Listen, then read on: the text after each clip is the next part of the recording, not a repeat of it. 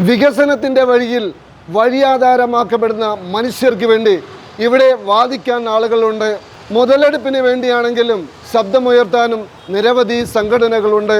എന്നാൽ ഭൂമിയിൽ അവകാശികളായ മറ്റ് ജീവജാലങ്ങളുടെ ദുരിതം കാണാൻ ഇവിടെ ഒരു കണ്ണുമില്ല. ഭൂമിയുടെ ചലനവും സൗന്ദര്യവും നിലനിർത്തേണ്ട ജീവികൾ ഇന്ന് മനുഷ്യൻ്റെ വികസനത്വരയുടെ ഇരയാക്കപ്പെടുമ്പോൾ ഏറ്റവും കൂടുതൽ മൃഗീയത ഉള്ള ജന്തുവായി മനുഷ്യൻ പരിണമിക്കുന്നു.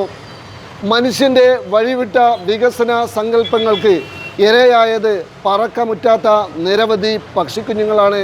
മലപ്പുറം VK അങ്ങാടിക്ക് സമീപത്തെ ദൃശ്യമാണിത്.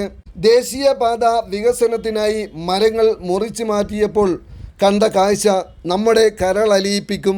സംഭവത്തെ ക്രൂരമായ നടപടിയെന്നാണ് വനം മന്ത്രി AK ശശീന്ദ്രൻ വിശേഷിപ്പിച്ചത്. മരം മുറിക്കാൻ അനുമതിയുണ്ടായാലും പക്ഷികളും പക്ഷിക്കൂടുമുള്ള മരങ്ങളാണെങ്കിൽ അവ ഒഴിഞ്ഞു പോകുന്നതുവരെ മുറിച്ചു മാറ്റരുതെന്ന് വനം വകുപ്പിൻ്റെ നിർദ്ദേശം ഉണ്ടായതായിട്ടാണ് അറിവ്. സംഭവത്തിൽ വന്യജീവി സംരക്ഷണ നിയമപ്രകാരം വനം വകുപ്പ് കേസെടുത്തിട്ടുണ്ട്. JCB ഡ്രൈവറെയും വാഹനവും കസ്റ്റഡിയിലും എടുത്തു. ഇടക്കാലത്തെ സോഷ്യൽ മീഡിയകളിൽ വൈറലായ ഒരു കഥയുണ്ട്. നിങ്ങളത് കണ്ടിട്ടുണ്ടാവും. കാട്ടാനക്കൂട്ടം ഒരു കർഷകൻ്റെ വാഴക്കൂട്ടം നശിപ്പിച്ചു. അതിൽ ഒരു വാഴ മാത്രം ആന തൊട്ടില്ല.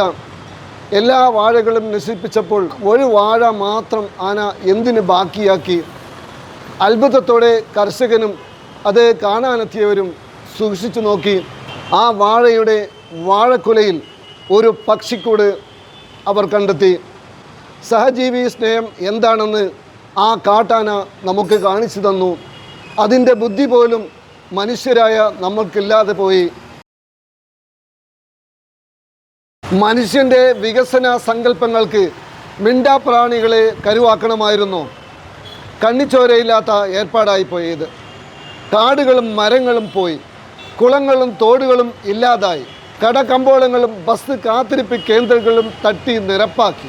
നെല്ലും വയലുമില്ല, ഭക്ഷണവും വെള്ളവും കൂടും നഷ്ടപ്പെട്ട മിണ്ടാപ്രാണികൾ ജീവന് വേണ്ടി കേഴുന്ന കാഴ്ച നാം കാണാതെ പോകരുത്. This news by Jayanathan desk.